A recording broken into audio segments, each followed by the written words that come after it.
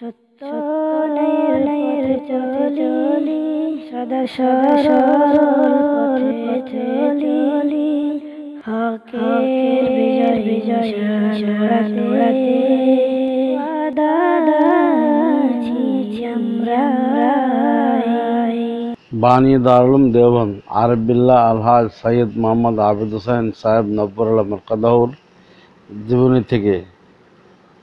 हाजी आबिद हुसैन साहब रहमतुल्लाह अलैह अपने मामूलात और औकात के बहुत पाबंद थे। আমল নিয়মিত করতেন। 28 বছর তৈরুল্লাহ ছোড়ে নেই, 28 বছরের মধ্যে।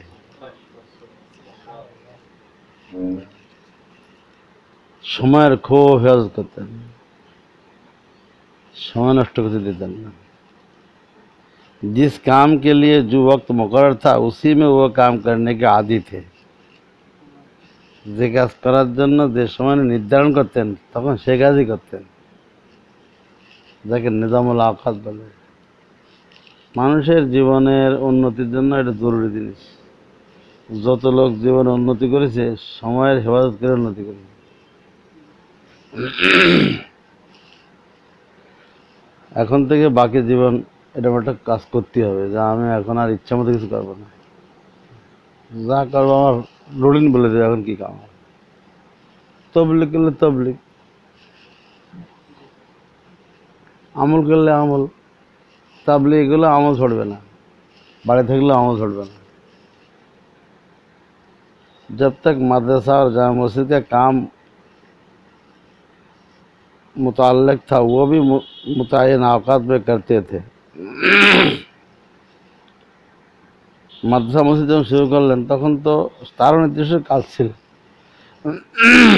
अलहदगी के बाद वो औकात दीगर कामों के लिए वक्फ कर दिए थे। যখন মাদ্রাসা আলাদা হয়ে গেছে তখন ওই সময়টাও তিনি অন্য কাজের वक्फ করে দিয়েছেন। কথা কথা জিকির बढ़ाई दिए, अमल बढ़ाई दिए। लेकिन जब मदरसा और मस्जिद के कामों में मशगूलियत रहती थी उस ज़माना में भी मामूलात में फ़र्क नहीं आने दिया।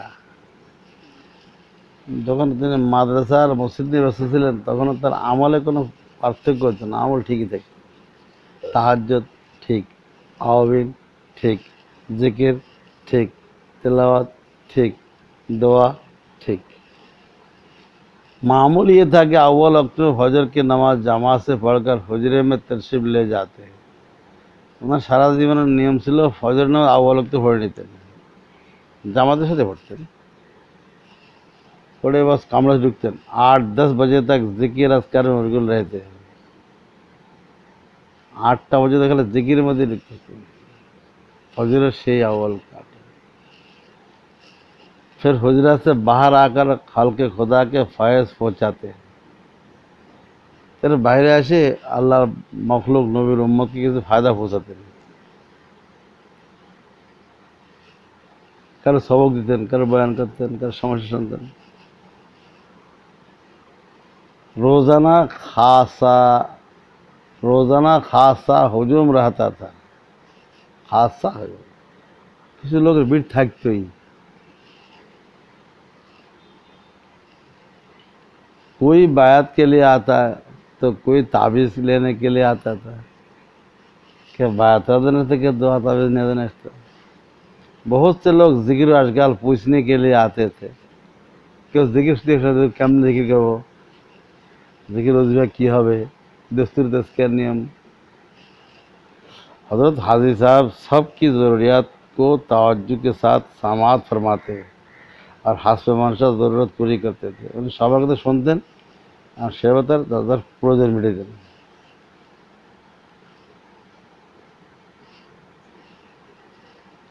मामूलात में पुख्तगी का ये आलम था कि जब मदरसा मस्जिद के कामों में मसरूफ़ रहते थे उस ज़माना में भी मामूलात में फ़र्क नहीं आता था।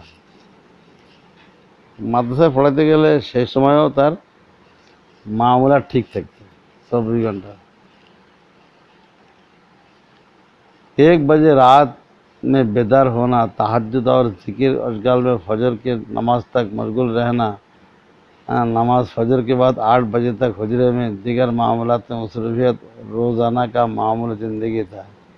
رات 1টা سے اٹھتے ہیں، ফজর পর্যন্ত জিকির করতেন, দোয়া কান্নাকাটি করতেন সব সময়। এটা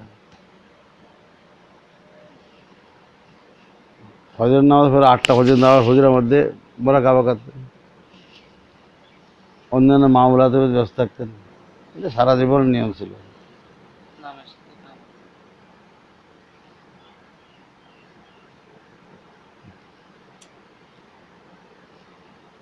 حضرت مولانا نذیر احمد مرحوم لکھتے ہیں کہ عوام کا مجمع کثیر رہتا تھا، সাধারণ লোক বেশি থাকতো।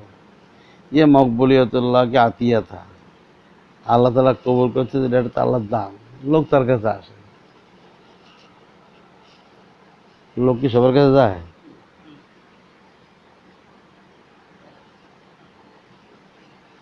اور نہ اس دور میں مشائخ کی اچھی تعداد تھی اور بلند مقام مشائخ تھے، لیکن حضرت حاضر صاحب پر اللہ تعالیٰ کا فضل و خاص تھا۔ اللہ تعالیٰ نے ان سے عظیم الشان کام لیے جس کا تصور بھی مشکل تھا۔ সেই যুগে বুজুর্গের অভাব ছিল না, আল্লাহ আল্লাহ অনেক বড় মহরলীলা ছিল, কিন্তু ওনার কাছে লোক বেশি যেত। ঠিক আছে না? حضرت حاضر صاحب ایسے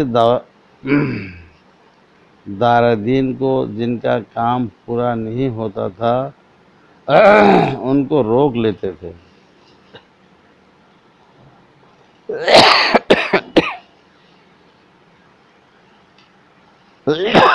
حضرت صاحب ایسے واردین کو جن کا کام پورا نہیں ہوتا تھا ان کو روک لیتے تھے।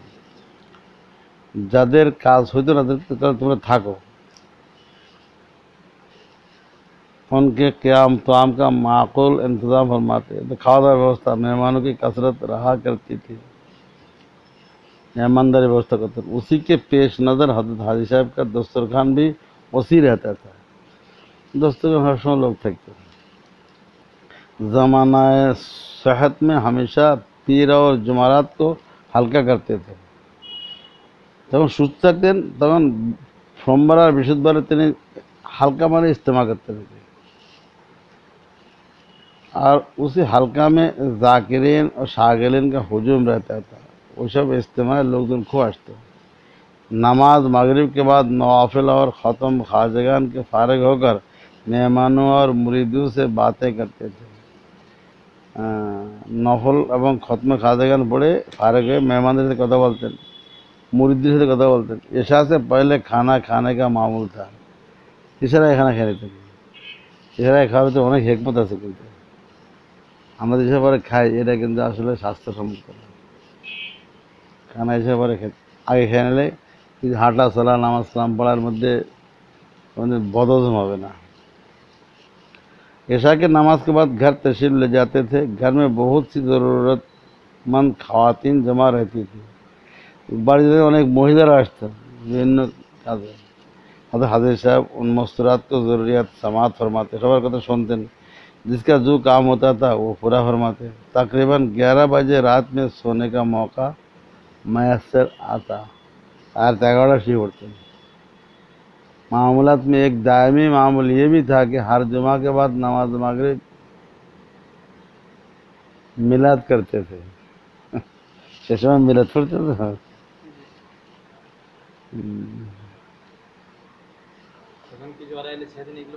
হ্যাঁ না, দর্শী পড়তেন, আল্লাহ নবীর জীবনী নিয়ে আলোচনা করতে। ওনারা তো এমন যে ওনারা দর্শী পড়লে নবীর ছবি সামনে চলে আসতেন, ওনাদের কথাবার্তা আলাদা। اس میں زر کثیر صرف ہوتا تھا، অনেক পয়সা খরচ করতে۔ اس کے علاوہ رمضان مبارک میں لنگر کھانا عام ہوتا تھا، کم و بیش 200 آدمی لنگر سے کھانا کھاتے تھے، 200 لوگ کھاتے ہیں رمضان۔ لنگر মানে বোর্ডিং ہے کہ سلسلہ کے بزرگان دین کی تاریخ وفات پر نیاز ہوا کرتی تھی۔ حاضرین کو کھانا کھلایا جاتا تھا۔ বুজুর্গদের যারা ইন্তেকাল করেছে এদের জন্য কিছু খাওয়া খাই হতো আর কি।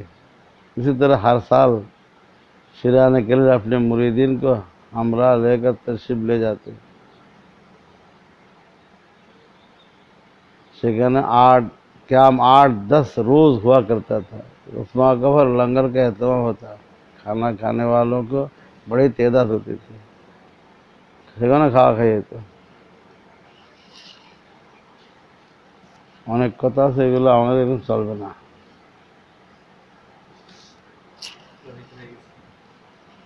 एक फौजी रसालदार अपनी अहलिया को हमरा लेकर देवबंद हजरत हाजी साहब की खिदमत में हाजिर हुए। একজন সৈনিক ওনার পরিবার সহ ওনার কাছে আসছেন। उन्होंने बताया कि मेरी अहलिया 12 साल से बीमार है।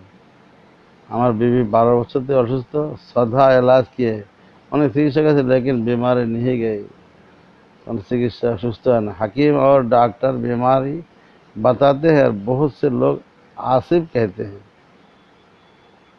अल्लाह बेहतर जानता है कि अहलिया को हुआ क्या है, কি হয়েছে, কেউ কয়েছে জাদু টাদু। 12 साल से हमल की सूरत भी नुमाया है।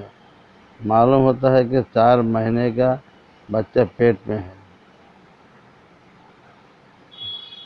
दाइया भी हमल की तस्दीक करती है। थक हार कर आपकी खिदमत में इलाज के लिए हाजिर है। बच्चा कच्चा है ना, मने हवे है ना। तो हाजी साहब ने फरमाया कि ठहरिए, मगरिब की नमाज के बाद इलाज का इंतजाम किया जाएगा। ठीक है, मगरिब साहब सुना से हस्ब इरशाद हाजी साहब ने एक नक्श जुनून के हाजिर करने के लिए रोशन किया। এটা ताबीज़ कि उस औरत के सामने रखा गया। अभी नक्श रोशन ही हुआ था, जोरदार आमद महसूस हुई। मालूम होता है कि मकान गिर जाएगा। ये शुरू हो गया, उन्हें घर बाड़ीघर पड़ जाएगा कि मकान गिर जाएंगे और छप्पड़ उड़ जाएंगे। लोग डर गए, लेकिन नक्श पर उस आंधी का कोई असर दिखाई नहीं दिया, वो रोशन ही हो रहा। এটা নকশা से আলোকিত হয়ে গেছে, এতে জলজলা শুরু হয়ে गया, सब भय हो गए। थोड़ी देर के बाद उस औरत ने निहायत गर्जदार और कहर आलूदा लहजा से कहा कि मुझे क्यों तलब किया है। बोली हमारे घर डाका है क्या? सुन लो, मैं जुनून का अमीर हूँ, जिन्नू का अमीर हूँ, जिंदर अमीर। मेरे साथ बहुत बड़ा लश्कर है, हमारा सेना बाहिनी है। मैं अभी जो चाहूँ वो कर सकता हूँ। और हाजी साहब ने उस तंद तलख गुफ्तगू का जवाब निहायत मुतान्नत और वक़ार के साथ उन अल्फाज में दिया कि आपने जो कुछ कहा है वो दुरुस्त है। हम तो ये जानना चाहते हैं कि आप उस औरत को क्यों सिताते हैं। उससे कोई कसूर हुआ हो तो उसे माफ़ कर दें। जिन्नों के आमिर ने जवाब दिया, हरगिज़ नहीं, आप मेरे साथ इंसाफ नहीं कर रहे हैं। आपको मालूम है कि इस औरत ने मेरे ऊपर किस कदर जुल्म किया है। उसने मेरे 12 साल के लड़के को कत्ल कर दिया है। हाजी साहब ने फरमाया कि वो कैसे। उसने আমার 12 বছরের সন্তান মেরে ফেলছে, জুলুম করছে, এই জন্য আমি। हाजी साहब কিভাবে? उसने कहा कि मेरा लड़का बिल्ली बनकर सैर तफरीह किया करता था। আমার ছেলে बिड़ाल शुरूते सैर घुरे बेड़ाते। एक दिन उसके घर भी पहुंच गया। ये मौजा घर कैसे? उस औरत ने तोता पाला था, फिर तोता पालते, वो बिल्ली को देखकर भड़क गया, भय हो कैसे बिड़ाल ऐसे तोता खाई बोल रहे। उसने आओ देखा ना ताओ झट उस बिल्ली को मार डाला।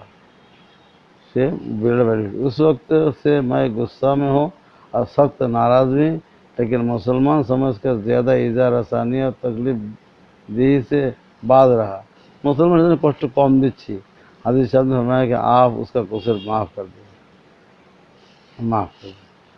देने के माफ सकते। उसने कहा हरगिज़ नहीं। फिर गुस्सा में कहा, हाजी साहब आप मुझको रुखसत कर दीजिए, अपने আমাকে छुड़ी देना, वरना जमात से महरूम हो जाऊंगा।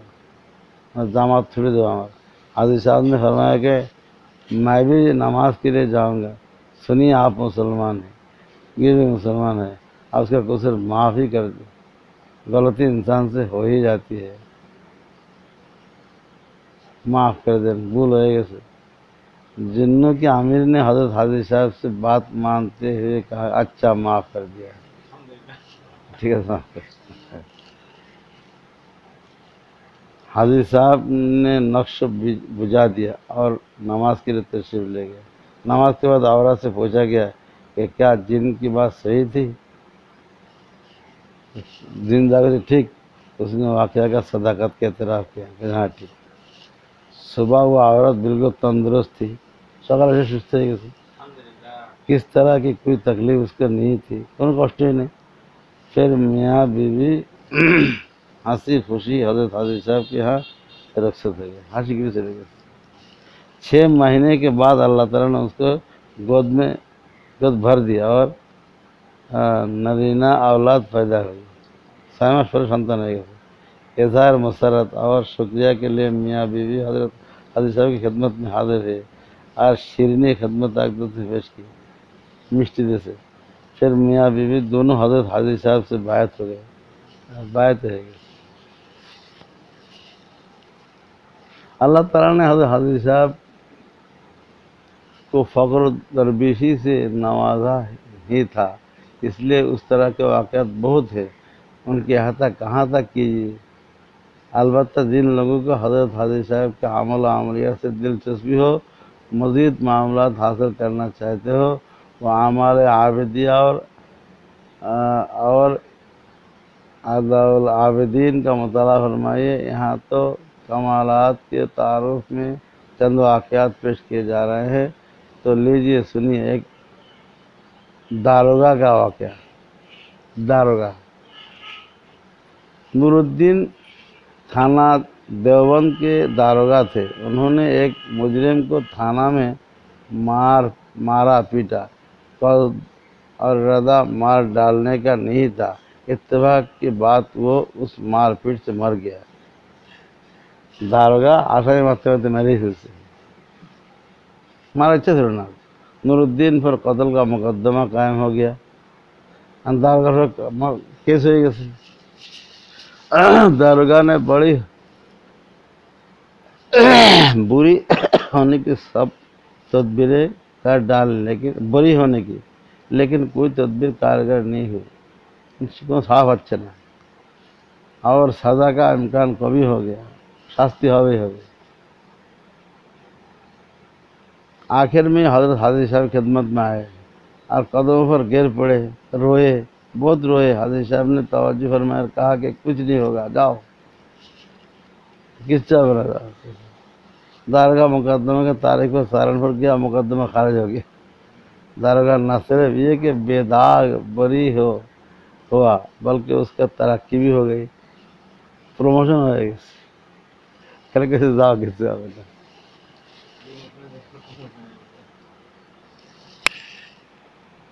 منصورپور ضلع مظفر نگر کا مشہور قصہ ہے، یہاں کے رئیس پر ایک مقدمہ تھا۔ مظفر نگر کے سکندر شاہ مجذوب رئیس منصورپور کے دشمن تھے، ہرگز شخص نا امیدی کا شکار تھا، سب کے یقین ہو چلا تھا کہ رئیس صاحب بچ نہیں سکیں گے۔ مقدمہ سے بری ہونے کے حاضر صاحب سے دعا کرائی گئی، حاضر صاحب نے دعا کی اور اللہ تعالیٰ کا فضل شامل حال ہوا، منصورپور کے رئیس بے داغ بچ گئے۔ بہت گھٹنا سے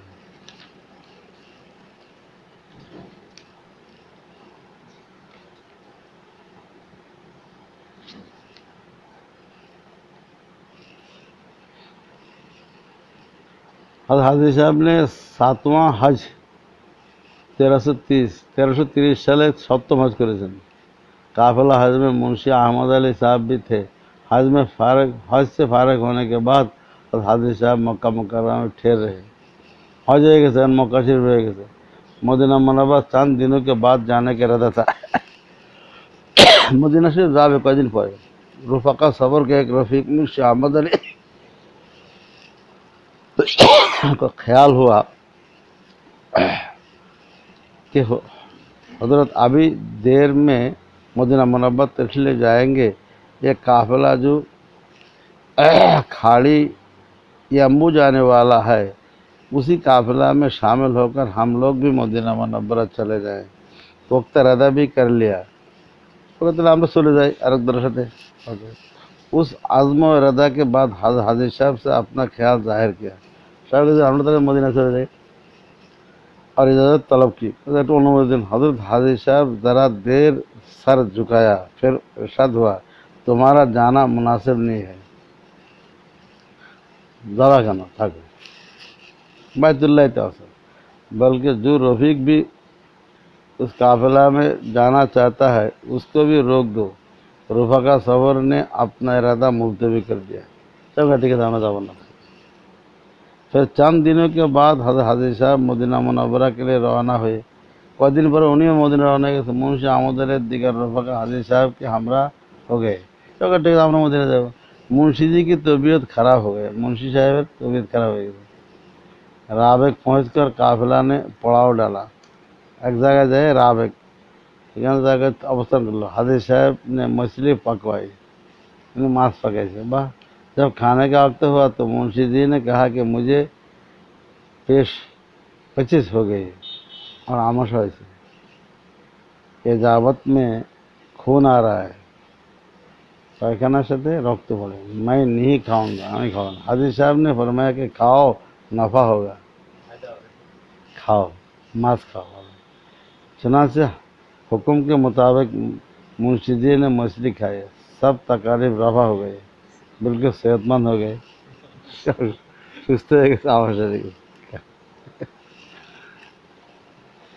اسی دن حضرت حاجی صاحب نے فرمایا کہ جس قافلہ میں تم مدینہ منورہ جانا چاہتے تھے وہ قافلہ پانی کی رو میں بہہ گیا. رفقا کا سفر یہ سن کر خاموش رہے. کہ শোনো তোমরা যে দলের সাথে মদিনা যাচ্ছিলে ওদেরকে পানিতে বাসায় নিয়ে গেছে. শেষ হয়ে গেছে. পানি আসলো কেন তার মধ্যে আবার. دوسرے دن حضرت حاجی صاحب کا قافلہ مدینہ منورہ کی طرف گئے بڑھا تو مدینہ منورہ کی طرف سے آنے والے قافلہ نے بتایا کہ جو قافلہ کھاری یمبو کے لیے روانہ ہوا تھا وہ دھارے میں بہہ کر ڈوب گیا. সাগর পথে বোধহয় কোনো ইয়ে ছিল ওগুলো তো সমুদ্রে ডুবে গেছে.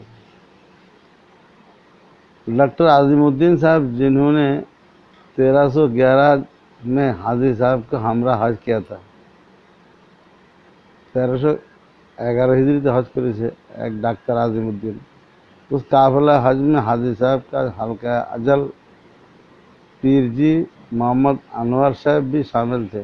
अनवर साहब उसे हज के बाद ज़ियारत नबवी के लिए काफिला मदीना मुनव्वरा वारिद हुआ.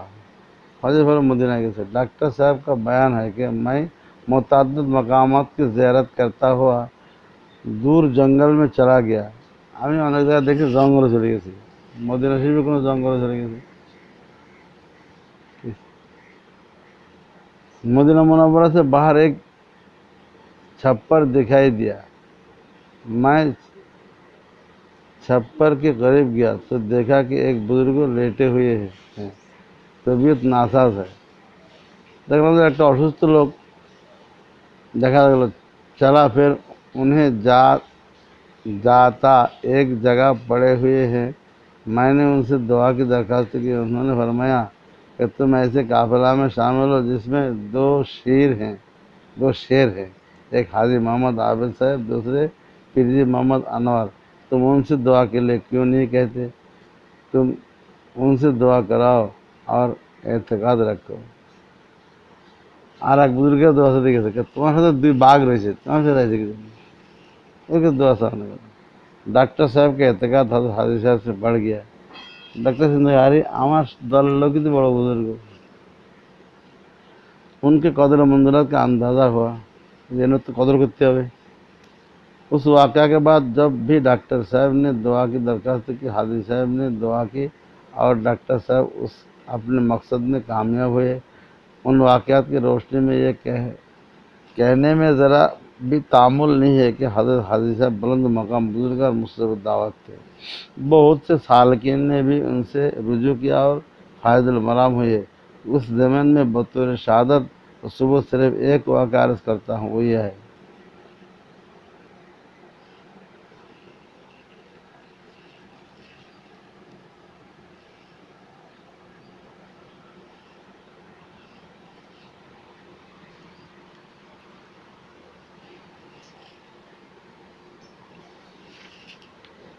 میاں رحمت اللہ شاہ صاحب باولپور کے رہنے والے تھے۔ باولپور میاں رحمت اللہ نام ایک بزرگ تھے، حاجی کنار صاحب سے بیعت تھے، حاجی کنار نام۔ ایک مدت ان کی خدمت میں گزار دی۔ حاجی صاحب نے اپنے طریق کے مطابق 41 چلے بھی کرائے، 41 چلہ کرائے،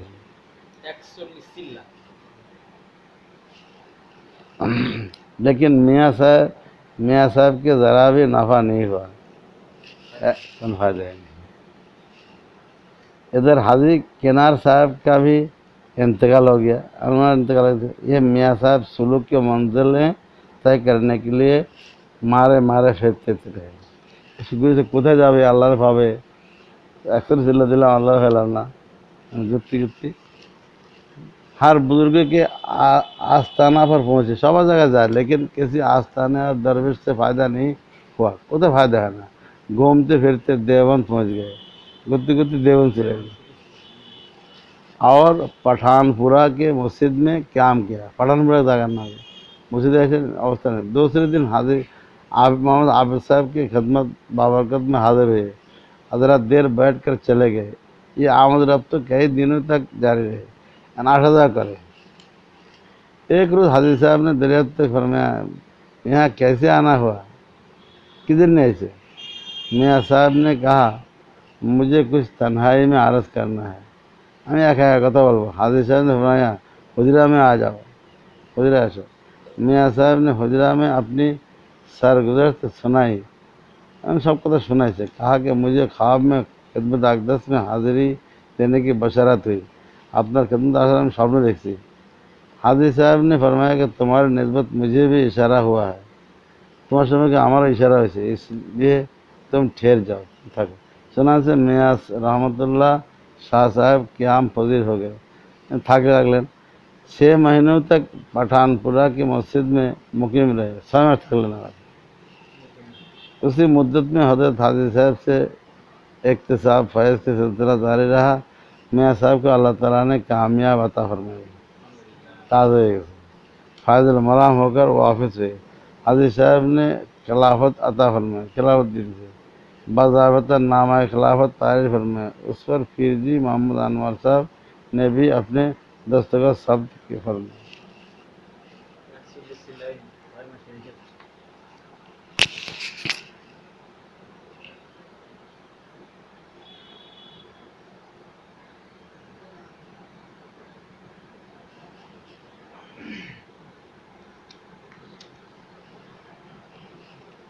অনেক কথাবার্তা আছে।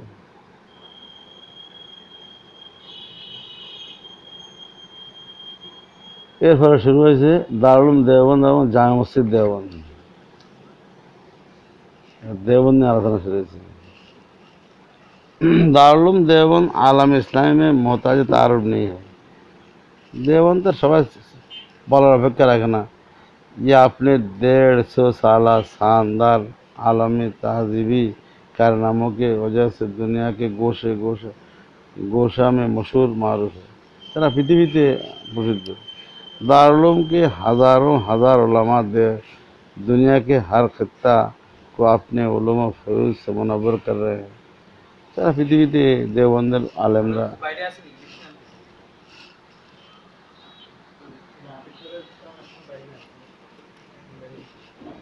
उनकी इल्मी खदमात को बनज़र इस्तेहसान देखा जाता है। उसके अलावा इस्लामी तहज़ीब व तमद्दुन के तहफ़्फ़ुज़ में उसका हम किरदार है। सच पूछिए तो इस्लामी तहज़ीब के नमूने दारुल ही के नज़र आते हैं।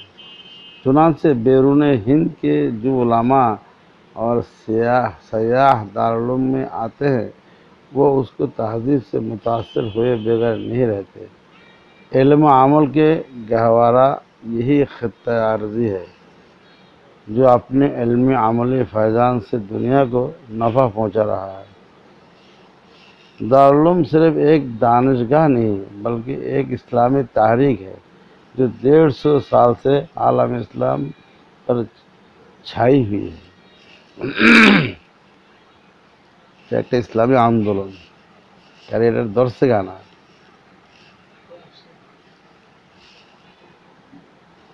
لیکن جس زمانہ میں شیخ وقت حضرت حاجی محمد عابد حسین صاحب نور المرقدر نے دارالعلوم کا آغاز کیا تھا، وہ مسلمان کے لیے بڑا پرآشوب دور تھا۔ 1857 میں برصغیر ہند پاک پر انگریزی سطوط کا پرچم لہرا رہا تھا۔ مسلمانوں کی حکومت زیر زبر ہو چکی، یہ ظلم کی چکی میں پسے جا رہے تھے۔ اسلام کا گلی کوچوں میں مذاق اڑا رہا تھا۔ مسلمان ہر جگہ سراسیمہ اور روم بخود تھا، مایوس ہر سمت چھائی ہوئی تھی۔ مسلمان علماء چن چن کر تختۂ دار پر لٹکائے جا رہے تھے۔ কঠিন মূর্তি ছিল। মুসলমানের ইংরেজরা দাপটে মুসলমানদের খতম করা, আলেমদের খতম করা, হত্যা করা, এরকম সময় দেওবন্দ শুরু হয়েছে। मदारस अरबिया मिसमार मुनहदम किए जा रहे थे। तो मादरसा सब बैंगी से निकलती थी। सिर्फ एक शहर दिल्ली में 1000 मदरसा थे। दिल्ली से 1000 मदरसा जिनके नाम और निशान मिटा दिए गए, सब बैंगी से रहते थे। इंग्रेजरा उलमा को तहे तय किया गया, आलम के हत्या करा। ये कोशिश जारी रही कि आइंदा नस्लों तक इस्लाम ना पहुँच सके, तो आगामी वंशों से इस्लाम ना पहुँचे व्यवस्था करा। पूरे बरसगीर में यही चेरा दस्तियाँ जारी थी। सारा मुहम्मद से इस जुल्म को मुसलमान ऐसा बदहवास था कि अपने मुस्तकबिल के बारे में कुछ सोचने की हिम्मत नहीं कर रहा था। मुसलमान की करবে किसी दूसरे की करবে মেরে ফেলতেছে, আলেমদেরকে মেরে ফেলতেছে, মুসলমানদেরকে বিভিন্ন নির্যাতন করতেছে इंग्रेजरा। अंग्रेजों ने उस बर्बरियत के साथ मुसलमानों को इज्जत आबरू पर भी डाके डाले। বর্বরতা মুসলমানদের উপরে ইংরেজদের, এমনকি তারা ডাকাতের মতো মুসলমানদের ইজ্জত আবরুকে ডাকাতি করে নিয়ে যাচ্ছে। ইসমতों को तार तार किया गया। मुसलमानদের নিরাপত্তা নিশ্চয়তা सब शेष कर दिया। इफ़्फ़त व पारसाई को पामाल करने के हर सही नारवा की गई। ये दास्तान बड़ी लर्जा खेज है। ये एक शरणार्थी एक व्यवस्था। उस वक्त ये महसूस हो रहा था कि बरसगीर से इस्लाम का वजूद मिट जाए, तो वहाँ तो इस्लाम থাকবে না। अवस्था आइंदा नस्लें इस्लाम से नाशनार रहेंगी। आगामी थे मुसलमान इस्लाम চিনবে না। मुसलमान मायूसी और अफसरदगी का शिकार थे। मुसलमानদের শুধু নৈরাশ্য আর কিছু হবে না। अंग्रेज़ों ने मुसलमानों को ख़ास तौर पर निशाना बनाया चूँकि हुकूमत मुसलमानों से छीनी गई थी। इंग्रेजरा मुसलमानদেরকে टारगेट করেছে, কারণ मुसलमान থেকে তারা ক্ষমতা নিয়ে নিয়েছে। इसलिए अंग्रेज़ी हुकूमत को ख़तरा था कि ये कभी भी हुकूमत वापस लेने की कोशिश कर सकते हैं। ये भय ছিল যে আবার এরা লড়ে ফিরে নিয়ে নেবে, এই জন্য মুসলমান শেষ করো।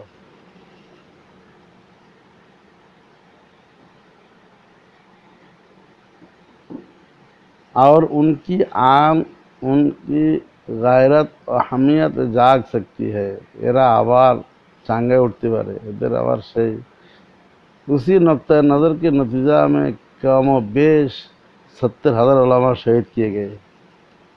70,000 आलमगीर शहीद किए गए। باقی ماندہ مسلمانوں کو حیبت زدہ کرنے کی ہر ممکن کوشش کی، সবাইকে একটা ত্রাসের মধ্যে রাখতে। لیکن ٹھیک اسی زمانہ میں شیخ دوران حاجی عابد حسین صاحب کے الہام ربانی ہو مدرسہ کرو بشرکری مدرسہ کرو، اسی اعلام کی بنیاد پر حضرت حاجی صاحب نے میدان عمل میں اتر آئے۔ ওই সময় তিনি এলহামি মাদ্রাসা করেছে দেওয়ান। اہل علم کا اضطراب، چونکہ اہل علم منتظر و مسترد تھے، اس لیے حضرت حاجی صاحب کی تحریک پر ہر طرف سے صدائے لبیک بلند ہوئی، مدرسہ کا آغاز ہو گیا۔ সবাই কাছে লব্বাইক মানে কি আমরা আছি ঠিক আছে। تحریک اور آغاز کے سلسلہ میں دو قدیم تحریریں آج بھی موجود ہیں۔ প্রথমে দুটো পুরনো চিঠি এখনো আছে কাছে। پہلی تحریر شیخ الہند کی والد محترم مولانا ذوالفقار علی صاحب کی ہے۔ رسالہ کا نام الہدیۃ الثانیہ فی ذکر المدرسۃ الاسلامیہ دیوبندیہ ہے، یہ نام سری لکھ سے۔ دوسری تحریر تذکرۃ العابدین کے نام سے مولانا نذیر احمد دیوبندی کی، یہ حضرت حاجی صاحب کے خاص متاثرین میں سے تھے، خاص مرید تھے، سے لکھے اور سفر حضر میں ساتھ رہتے، ترک سے لکھتے۔ ان کا بیان ہے کہ حضرت حاجی صاحب چلہ میں تھے، اسی میں ایک عربی مدرسہ قائم کرنے کا الہام ہوا۔ آپ نے خواب میں نبی آخر الزمان صلی اللہ علیہ وسلم کو زیارت کی، স্বপ্নে নবীকে স্বপ্নে দেখছে। حضرت صلی اللہ علیہ وسلم فرمایا کہ یہاں ایک مدرسہ دین کا بقا اور ترویج کے لیے قائم کیا جائے، اللہ تعالیٰ مدد فرمائیں گے، এখানে মাদ্রাসা করো আল্লাহ সাহায্য করে। স্বপ্নে নবীজি বলছেন।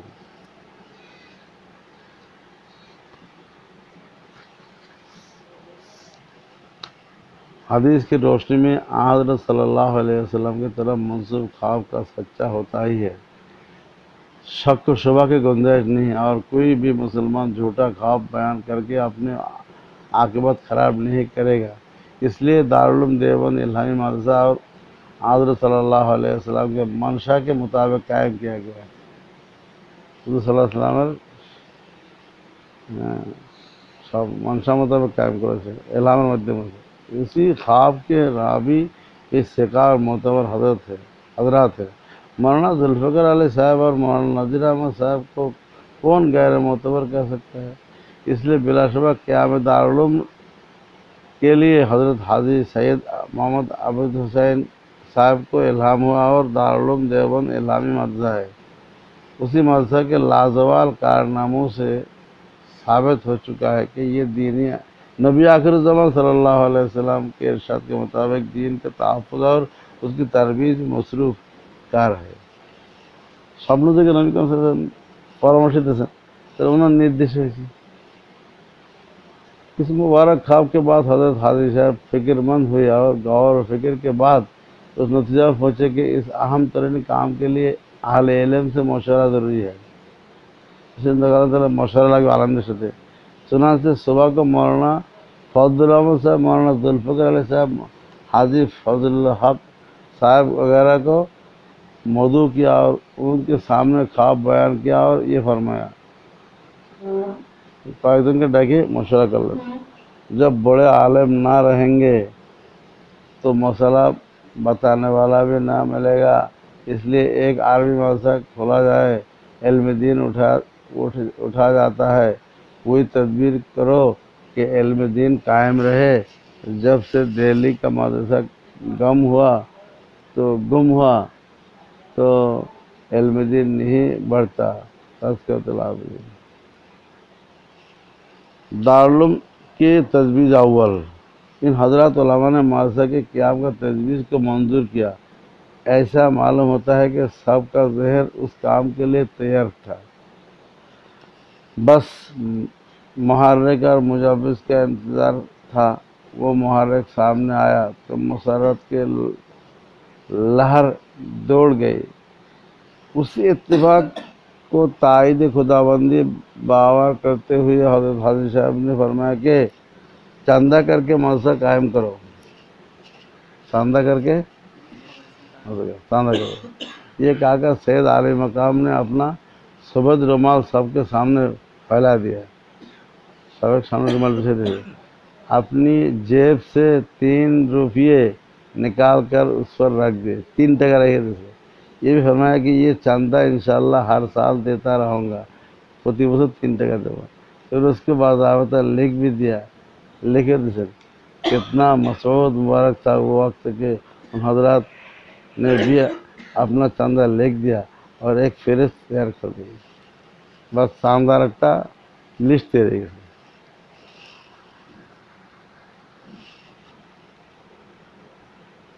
دارالعلوم کا چاندہ، چلو چاندہ کرا ایکبارے حرام نہ،